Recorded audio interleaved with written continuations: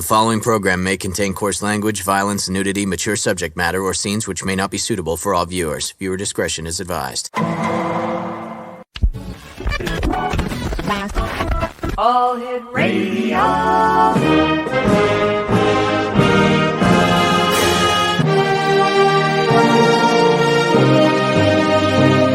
Welcome to the X Zone, a place where fact is fiction and fiction is reality. Now, here's your host, Rob McConnell. And welcome back, everyone. I must tell you that the last guest still has me scratching my head wondering what the hell they were talking about. You ever have one of those days? Well, I'm a pretty lucky guy because right now I'm bringing on a guest that we've had on many times before. Very interesting, very credible. He knows what he's talking about. And we're going to be talking about ghost hauntings, things that go bump in the night. I'm not talking about your husband or your boyfriend or your wife when they come home from the bar. Dale KACZMAREK is my guest this hour, and he is the president of Ghost Research, right, Dale? Ghost Research Society. Mm-hmm. Welcome back to the X Zone. Always great seeing you and speaking with you. How have you been? I've been good. I've been very busy, starting up my spring investigative season here, I guess. But as you know, Chicago, I don't know how it is in Canada, but I know Chicago, their winter wants to hang on forever. Oh, I know. It's horrible. And according to weather scientists, here in the Ontario region where we live in the Niagara region, it has been the gloomiest winter on record. I think Chicago probably be a close second. I mean, we seem to have like 6 months of winter and a couple of months of summer. We don't have no spring or fall here, really. Yeah, same here. When is your busiest season? I would imagine that Halloween in that part of the fall is busy for you, but are you busy all year round? Yeah, I mean, pretty much. We do things, investigations, and research year round. We start breaking out the equipment to do outdoor investigations. Hopefully, in April, and we run through October or November, whenever the season begins to get bad again. And even during the off season, we try to do internal investigations where we're going into private home businesses, places like that, when we don't have to go out in the harsh weather. The type of investigation that you do, does it vary according to the time of year as well as the weather itself? It can. In some cases, for instance, if give you an example, we just got back from a 5-day trip to northern Alabama to do investigations out there into a spook light, a ghost light, which is also one of my passions. I wrote a book on it called Illuminating the Darkness, The Mystery of Spook Lights. And sometimes those things are only seen, according to the eyewitnesses down there, during certain times of the year. For instance, even though it was 70, 80 degrees down there, which was a respite from the Chicago weather up here, I mean, it was a nice vacation. It seemed like some of those, I only saw really one or two that I could maybe claim might be paranormal. And it seemed to have more of those show up as we get closer to the summer. So kind of tailoring our investigations pretty much to when the phenomenon is often seen by people. You mentioned one of the books you've written. How many books have you written all told, Dale? I've written 6 books as of right now. I hope to be able to write a few more in the upcoming years. And are they available on Amazon.com? They're at Amazon.com. They're also directly through my website as well. So people can go either way. And that's Ghost Research, ghostresearch.org. Oh, we got to get a plug-in for your books, my friend. Yeah, absolutely. Appreciate it.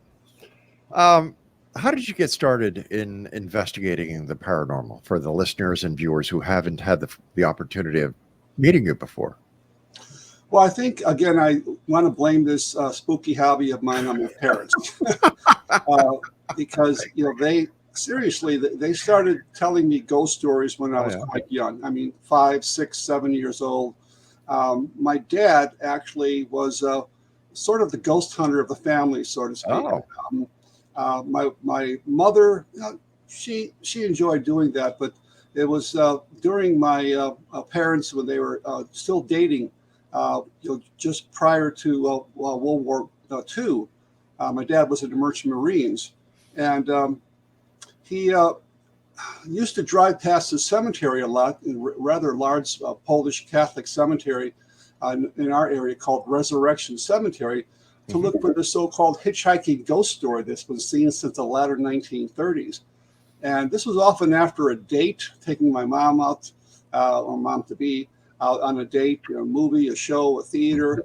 And then my mom always figured out that on Saturday night, this is what the modus operandi would be, taking her past this creepy cemetery in the middle of the night looking for the ghost. My mom was not at all happy with it.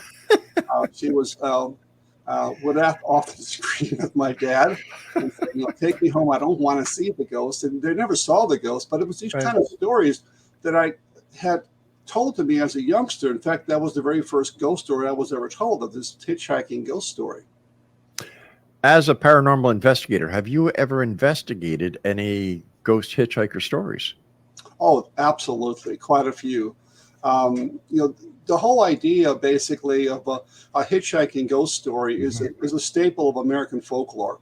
I mean, you can find it in, I think you pronounce it John Brunfeld, I believe is his name. He was a very talented author that wrote about urban legends and so forth.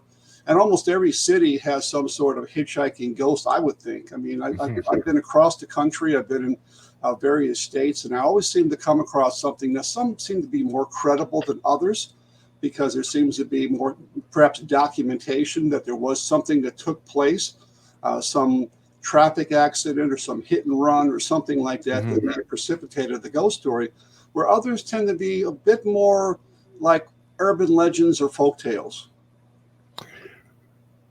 Ghost trains. Somebody was talking at lunch today about ghost trains, and they knew you were coming on the show. In fact, it's one of our camera operators here.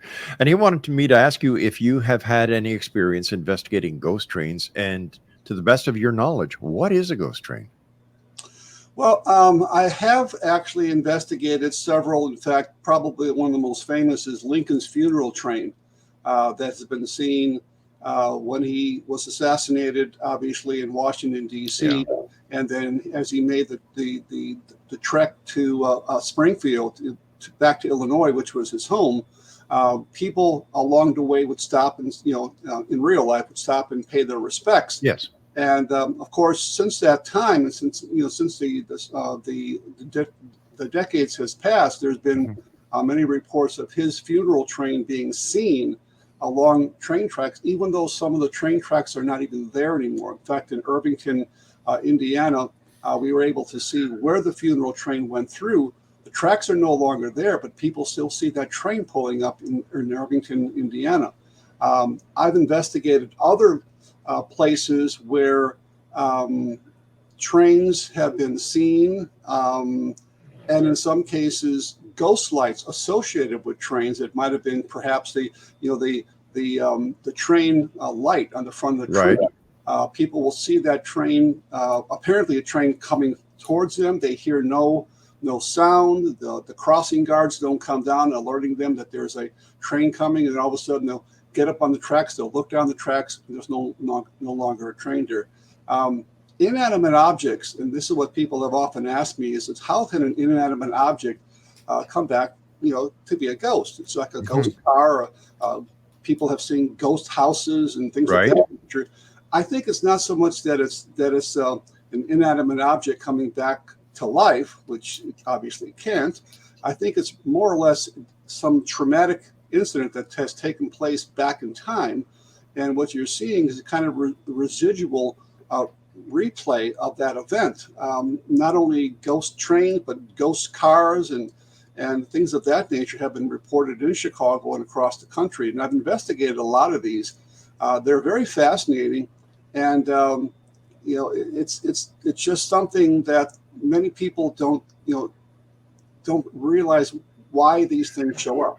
Well, I've got a theory because of the amount of time I've been in broadcasting. Way back when, we used to have to record everything on reel-to-reel tapes and keep them for so many days for the CRTC and the FCC.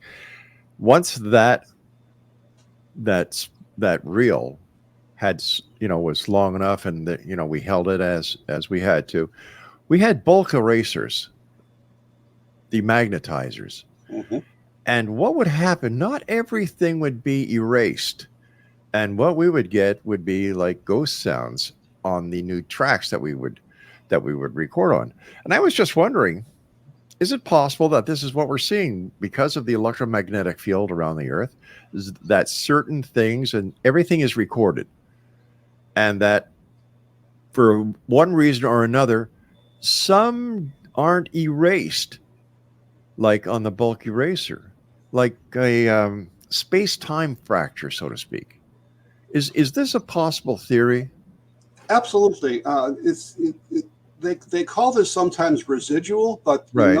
Another way that people have thought of this is a stone tape theory, which is basically something has been recorded. Yeah. If you're recording something that had an energy at one time, and again, if you go back to Einstein, he says that energy can't be created nor destroyed. Right. So there has been some sort of tragedy or trauma or something, or in some cases, just you're recording somebody. Where does that energy go? Why isn't it completely gone? Well, it doesn't completely go according to theories, science. It's always there. It's not always strong enough that perhaps me or you or others might be able to encounter that. But in many cases that I've investigated, in fact, a lot of the cases that we've investigated seem to be that residual, where there's not any real intelligence associated with it. It's just something, the best way I've described it is something that has embedded itself in the fabric of time and space.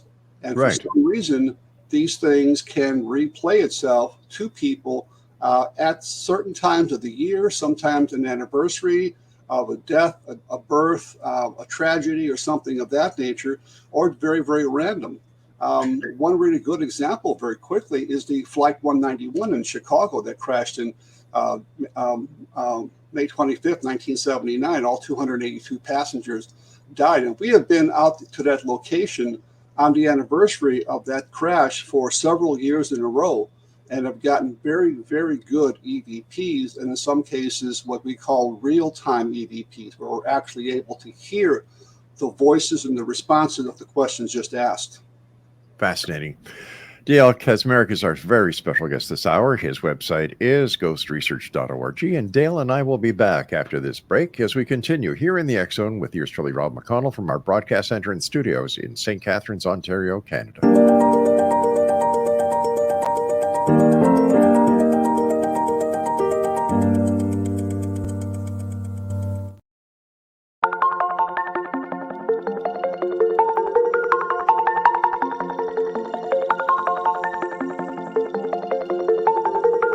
Question: what is the name of the unique blend of coffee you get that has been formulated by a neurologist, a neurobiologist, and a pharmaceutical chemist? Answer: you get Beautiful Mind Coffee, a unique coffee blend that tastes great and has herbal ingredients that your brain will love, and it is not just coffee, it's brainalicious. Dr. Rathbone, Dr. Jang, and Dr. Winslow, the scientific team that created Beautiful Mind Coffee, decided to collaborate on a coffee focusing on brain health. As for those herbal ingredients found in Beautiful Mind Coffee, Dr. Rathbone, Dr. Jang, and Dr. Winslow, utilizing their combined extensive scientific research background, worked with many natural and herbal products until the exact formulation that is found in Beautiful Mind Coffee was created. With a unique scientific formula not found in any other coffee being sold or served, Beautiful Mind Coffee is the only coffee blend that contains 3 herbal ingredients found to aid in boosting your daily mental clarity and focus. Every cup of Beautiful Mind Coffee contains scientifically formulated amounts of maca root powder, green tea extract, and American ginseng, all supporting good brain health. Taking care of your brain's health now can help delay or prevent the onset of cognitive dysfunction, including dementia, Alzheimer's, and more general memory loss as you get older, just by enjoying the delicious flavor of our roasted coffee and herbal ingredients found exclusively in Beautiful Mind Coffee. Did you know that cognitive dysfunction also refers to deficits in attention, verbal and nonverbal learning, short-term and working memory, visual and auditory processing, problem-solving, processing speed, and motor functioning? For more on Beautiful Mind Coffee, the 3 scientists who formulated Beautiful Mind Coffee, and more details on the 3 unique herbal ingredients in Beautiful Mind Coffee, visit www.beautifulmindcoffee.ca. Beautiful Mind Coffee is now available online at amazon.ca and amazon.com. To order Beautiful Mind Coffee, visit www.beautifulmindcoffee.ca today.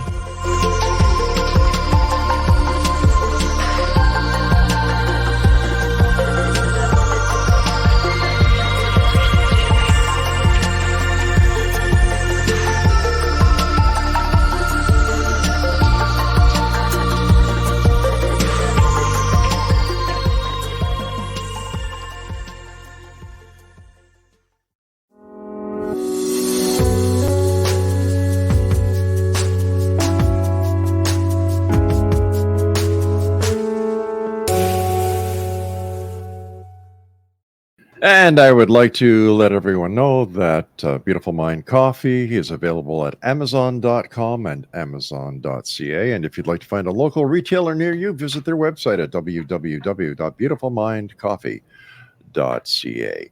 Dale KACZMAREK is our special guest, www.ghostresearch.org. We were talking about residual hauntings, I guess they could be called, Dale. I've been told that a lot of the castle hauntings, or I should say that there are those castle hauntings that happen at the same time of a time of a year, a day, a time. How does this happen? Well, again, it depends on the trauma, the energy exerted, the energy expelled at one of these incidents. I'll be traveling to England in the latter part of May and the first 2 weeks of June. And one of the places where I'm going to be investigating or hope to investigate would be the Tower of London. Oh, yeah. There's reports of one of King Henry VIII's wives that was going to be beheaded. And, of course, that goes back to the 1600s. And her ghost is sometimes still to this day running and seen screaming down the hallway trying to go towards King Henry's bedchambers to beg for her life, and people have still seen that to this very day. There are a lot of other locations that I've investigated that again have that sort of emotion, that sort of energy, and I think that has a lot to do with whether it's seen. Now, again, as I said before, this can be for a anniversary, it could be a birth or death date, or it could be totally random.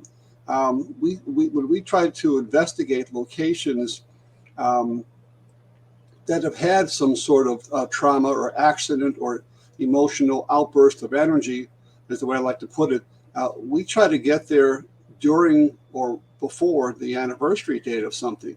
And in some cases, we do get a better result than just going on a random day. Now, again, if there are spirits there, the idea that if there is a lingering energy that cannot be destroyed, but it can just shift forms and change forms, maybe that energy is there all the time, and people just don't realize that. They don't go out there, every 365 days a year. They just go randomly, and they'll pick up something. We've had a lot of success sometimes going to an anniversary date.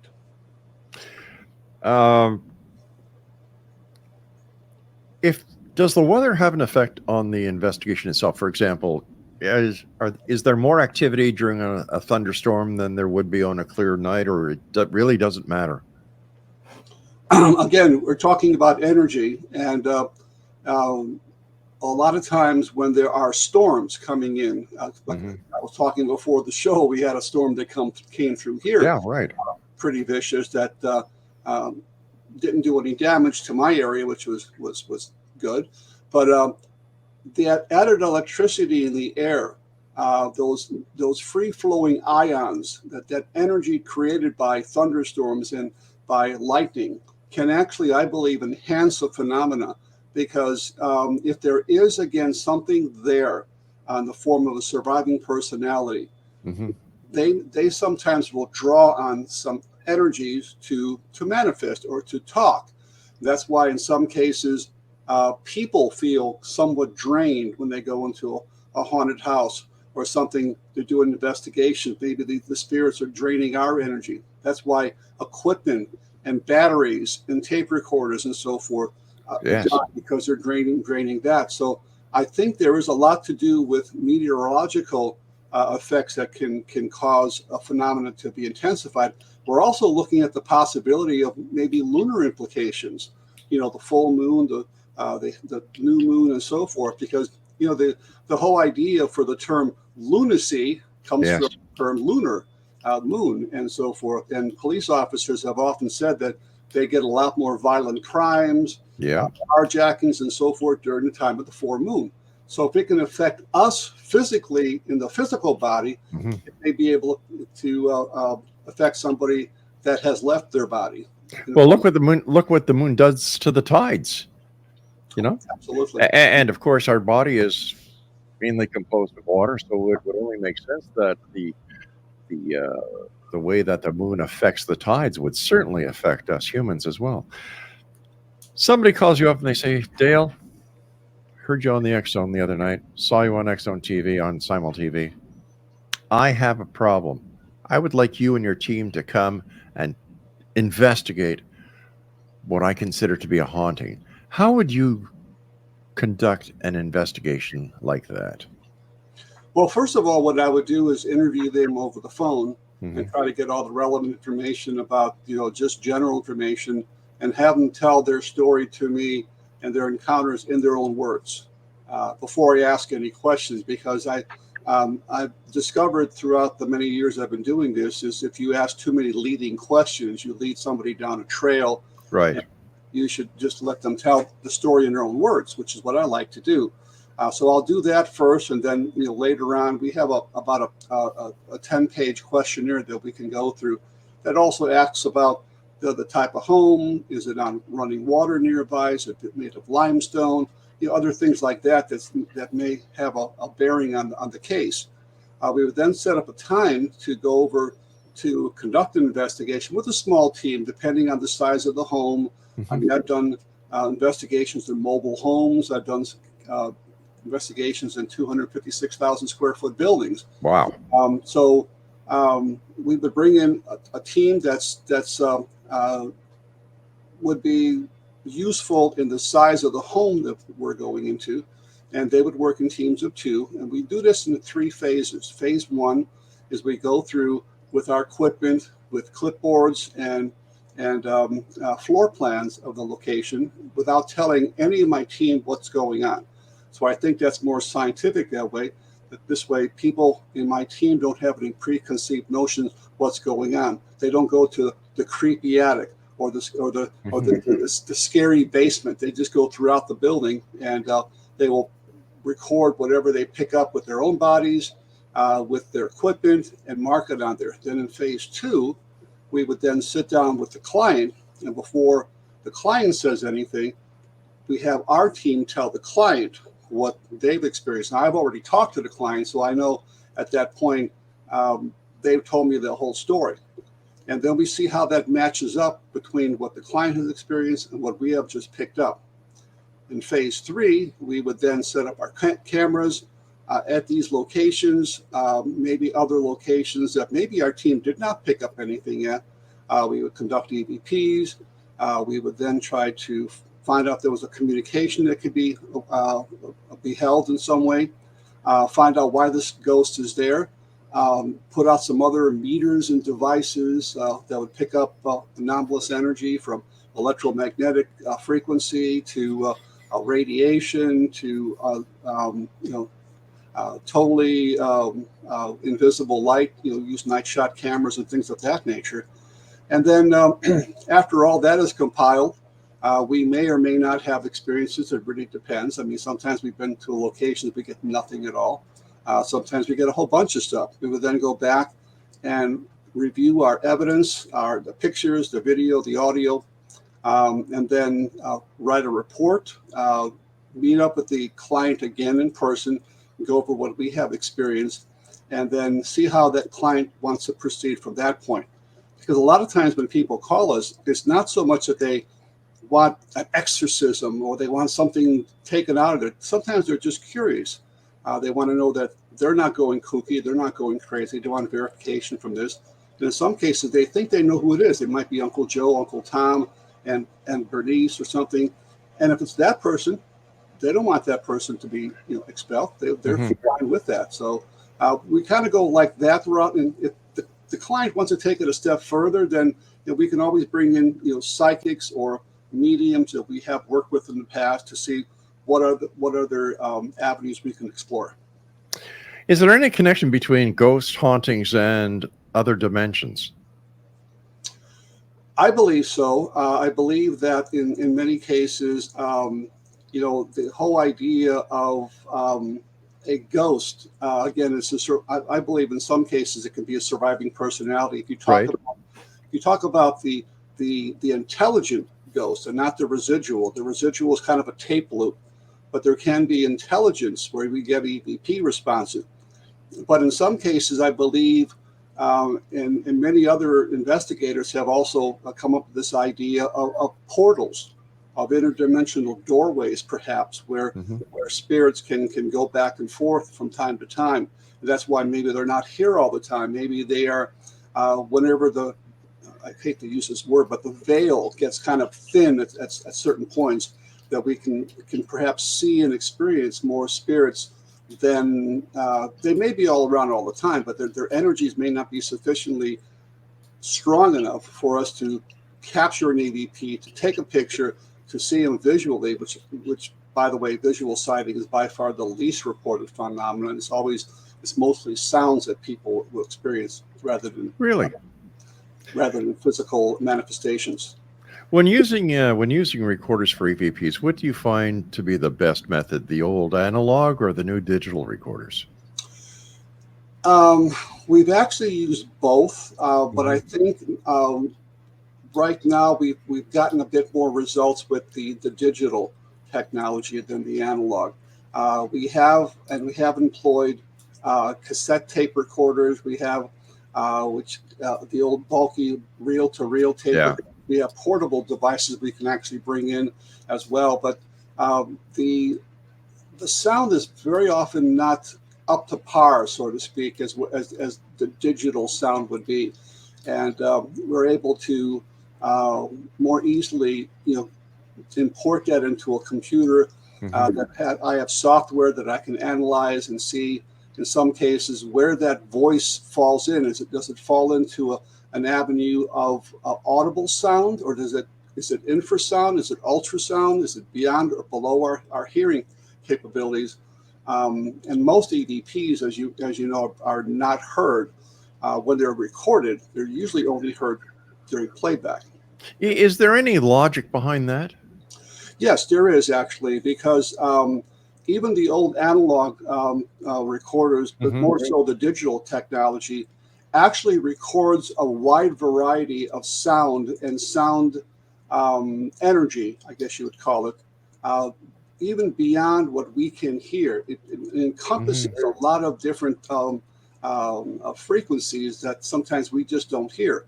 Right. And because we don't hear it, the way it's recorded is recorded directly onto the device, bypassing our physical ears to the point that only we can play.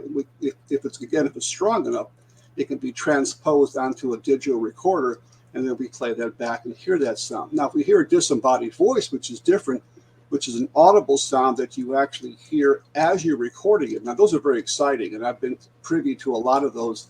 We heard at least 9 disembodied screams that we heard and recorded at Trans-Allegheny Lunatic Asylum in West Virginia a number of years ago. And this was just bone-chilling. The scream. I would imagine so, yeah. What was it like the first time you heard a disembodied sound? it was a little bit shocking. I would say. I mean, I don't get scared. And people have asked me all the time, do you get scared that you run out of building? Well, Yeah. no, I mean, that's what I'm there for. You know, if I hear a sound, if I see something, I'm going to run toward it. But I mean, the very first time you hear something like that, it is a little unnerving. I mean, it perhaps takes you by surprise because you don't expect that to happen. Because again, that's something like the visual apparition where you don't often hear or see that much. It's usually something you take a picture of and you see later when you look at the picture or when you do an EVP recording and you hear it during the playback. Do you find the same thing happens with video recordings? Oh, absolutely. Because some of the video recorders we still use are taped recordings. I mean, they're using high 8 cassette tapes, which is magnetic recording tape, the same type of tape that you would find in the old reel-to-reel tape recorders, and in some cases the cassette tape recorders. So there is a very good possibility we have in the past recorded EVPs on the audio track of video tapes that we did not hear at the time. Yeah. All right, Dale, please stand by. Always great talking to you. Thanks for taking time out of your busy day to join us. And Dale KACZMAREK is our guest. His website is ghostresearch.org, and Dale and I will be back on the other side. And don't forget, he has a couple of books that are available on Amazon.com, as well as his website, which is, once again, ghostresearch.org. I'm Rob McConnell. This is the X Zone. Dale and I return on the other side of this break. Don't go away.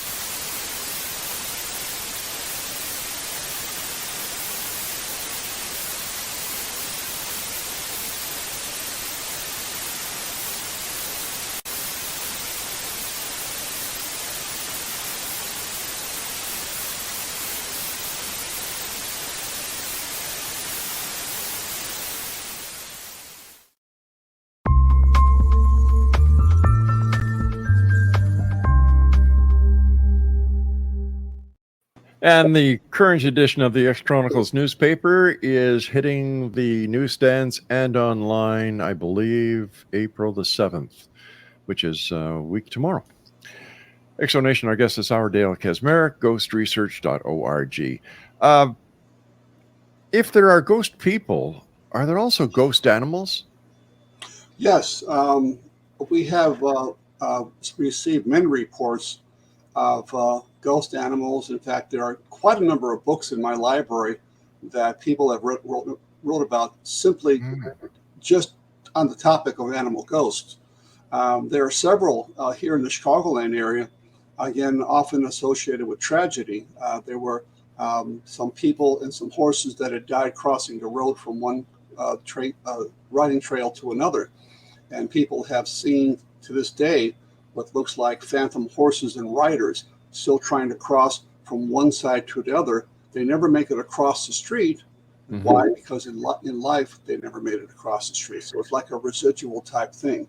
But people have often experienced things in their own homes. Cats and dogs that become family pets, they become part of the family because in some cases they live very, very long times, a number of years. But people have seen these experiences. Maybe they'll keep a memento from their cat or dog, and they'll see somebody see the ball roll across the ground like something's playing with it. They might hear a purring of a cat, maybe something rubbing against their legs like cats do. Sensation of something jumping into the bed with them. And it's comforting to know, at least in the way I look at it, the comforting to know that maybe you might be reunited with your pets on the other side because they have a surviving personality as well, and they're very intelligent animals. And I think their own experiences that people have had, and just what they have told me indicate that pets do survive after death, and they sometimes have very strong bonds with the living even after they die. You're in Chicago, right? Yes. Have you ever gone down to where the St. Valentine Day Massacre was and investigated anything there? I've been there. I know the story well. Unfortunately, the area where the St. Valentine's Day Massacre took place, the old SMC Cartage Company garage was torn down in the 1950s for urban renewal, as they say, in Chicago. But there is a little park-like area on the south side of a housing project for the elderly, which is kind of chained off right now. I mean, you can get access to the back through the alley, but you probably should get permission. And there are 5 trees, like the 5 spots of a playing card. And the center tree is almost exactly where the north wall would have stood, where those men were lined up and shot by obviously the Capone gang back on February 14th, 1929. And people to this day have heard the sound of machine gun fire, automatic weapons fire. Dogs that walk past often react strangely because dogs and cats, I believe, are perfect ghost hunters because they can sense things. And dogs can actually hear ultrasonic sounds like a dog whistle. They can track people by scent alone. They have an incredibly gifted sight and vision, almost infrared. And the interesting thing about the St. Valentine's Day Massacre, too, is that there was a dog involved with that, a dog named Highball, who was the pet of Bugs Moran's brother-in-law, who was gunned down. The funny part about it is he wasn't killed or anything, but when the police got word of what was going on, they didn't come because of the machine gun fire and the shotgun blast they heard coming from the garage. It was the insistent barking and whining of the dog that actually drew police there as a complaint for an animal complaint. And that's when they found all the men gunned down. So with that being said, that dog being an eyewitness and being very close to several men in the garage, maybe that's some of the reasons that other animals are attracted to that as well. Has anybody ever thought of using a dog during a paranormal investigation because of their abilities? Yes. In fact, I was at a conference about a decade ago or so, and there was a ghost hunting team that actually used I don't remember the breed of the dog, but his name was Buster. He was the ghost busting dog. Gosh. And he was trained in some way, and I don't know exactly. Dogs are very they're very intelligent. You can train them very easily. But how do you train a dog to pick up your spirits? Unless, again, like I'm saying, they're hearing something we don't hear. They're seeing something we don't see. They smell something we don't smell, and so forth. And maybe that's where that ghost busting technology comes in with the animals. I've always told people that if you don't have you don't want to bring in a paranormal team, or you don't want to bring in a psychic or a medium. If you know somebody who has a dog, bring a dog and let the dog go through the house. And if there's something going on, the dog or cat usually let you know. In all the years you've been doing paranormal investigations, collecting evidence, and especially EVPs, have you ever caught a dog or another animal on an EVP that you relate to being a paranormal experience? I've never photographed anything. I believe there was one time that we may have picked up something that sounded like a dog in the background that we did not hear at the time when we were recording. So it wasn't a disembodied bark, as you might call it. It was an EVP. It was something we did not hear at the time. And again, this was at a private residence. We were doing an investigation, and the family member that died in the home had a dog, and then the dog was very attached to the woman. So when the woman died, the dog, being very attached, was basically heartbroken and didn't live much longer afterwards. So when we went in to do an investigation to discover if this woman was still around, because people thought that they'd seen and heard things, we picked up what sounded like an animal in the background that sounded like a dog. You and I have to take our final break. Please stand by. Dale KACZMAREK is our guest, ghostresearch.org. And if you'd like to get any of Dale's books, they're available on Amazon, as well as from his website at ghostresearch.org. This is the X Zone. I'm Rob McConnell. Dale KACZMAREK and I return after this break as we wrap up this hour here in the X Zone from our broadcast center and studios in St. Catharines, Ontario, Canada. Don't go away, gang.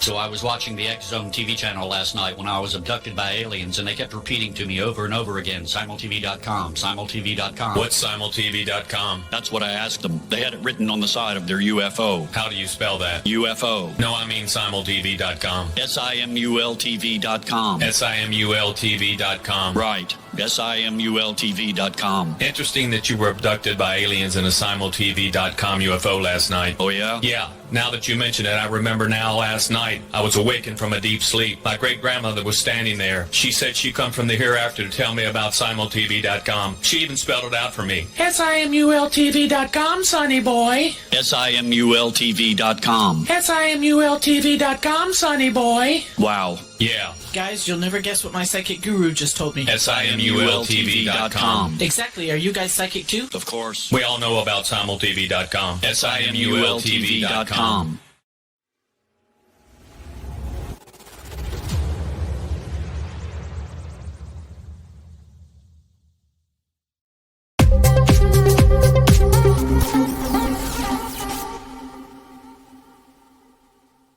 Wow, what an hour this has been. First of all, Dale, I want to thank you ever so much for joining us. Always great pleasure talking to you, and continued success. And do the world a favor and keep on doing the great work you're doing. And hopefully one day we'll be able to gather that evidence to prove beyond a shadow of doubt that all your hard work, dedication, and that of your team has proven that once and for all, there are ghosts. Are we getting closer to that point, in your opinion? I believe so, and the only reason I say that is when I first started back in the mid-1970s, there was no equipment per se that we have nowadays. I mean, I started off with a cassette tape recorder. I had my EMF device was a compass. Yeah, and, wow. There really wasn't much out there. So, I mean, I've seen how the technology has finally caught up. First being adapting certain things to paranormal research, and then now so many people out there building specific devices made only for this express purpose of trying to gather evidence for ghosts or the paranormal. And I think in that aspect, with those bright minds and the next generation of ghost researchers out there. I think there may be some major breakthrough somewhere in the horizon where people will be able to have something that will definitively prove the existence of ghosts. If you remember Thomas Edison himself, he was designing supposedly some sort of communication device. The plans were never found; it was never completed. But if anybody would have been able to build an invention, and he had so many inventions, he would have been the person to do that. So I really believe it's the technologies and the equipment that's going to make the breakthrough here. I think we're on a better path now than before because now we're able to perhaps hear the actual voices coming through on these real-time devices. Not all the time they make sense, but in many cases they do. We have so many examples of full sentences coming out on the direct responses to our questions. So it's not just random words coming through. So I think that's where the breakthrough will come. Dale, do you think that the other side, ghost spirits, they want to make that connection, that they really try hard to connect with researchers like yourself because you believe you're dedicated? Do they know this? And is this why researchers like yourself get the results you get? I think so. And the reason I say that is even going back, a generation before mine when they had Dr. Konstantin Radovay, Professor Hans Bender, and Friedrich Jurgensen and other very early EVPers, George Meek, for example, another name that pops up, when they were communicating with scientist friends that had passed over, they indicated through some of their EVPs and some of their responses they were getting is that the other side was actually telling them how to make the device better, what frequency they needed to go, how to adjust it better. And these are some of the EVPs that you can actually find if you go on these internet programs and so forth. So I think they are trying to reach out to us in some cases to make that communication, to make that connection from the other side. Dale, before we say so long, what are your final thoughts that you'd like to share with the X-Zone Nation tonight? Well, again, as I always do, I mean, if anybody ever has an experience, it's just nothing to be frightened of or scared of. I've never come across anything harmful as far as a ghost or an entity, even poltergeist phenomena. There's never been anybody struck by a flying object, so it's nothing to be scared of. The best thing you can do is document your experiences. Reach out to a paranormal team if you have concerns and let them do the investigation. Don't take it upon yourself to do that. But there are a lot of good teams out there that can help you and assist you in your need to know. Dale, as always, thank you so much for your time. Great talking to you. Give my very best to your family as well as your team, and I look forward to the next time we meet back here in the X-Zone. It's always a pleasure. You take care, my friend. And X-Zone Nation, if you'd like to contact Dale, visit his website, ghostresearch.org, and for his books and all the work that he does, it's a great website. Please, ghostresearch.org. I'll be back on the other side of the news at 6.5 minutes past the top of the hour as the X-Zone continues with yours truly right here on the Talkstar Radio Network, X-Zone Broadcast Network, Mutual Broadcast Network, and on Channel 32, the X-Zone TV channel, exclusive to Simul TV. I'm Rob McConnell. Don't go away.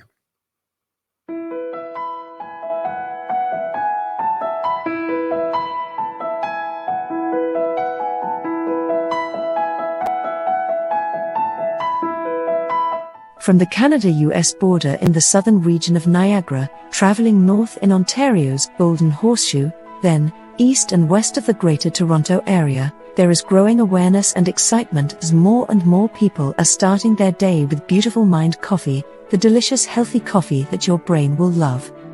Made with ethically sourced 100% Arabica coffee, Beautiful Mind coffee is roasted and ground in small batches to ensure each bag contains a wonderful full-bodied artisan coffee.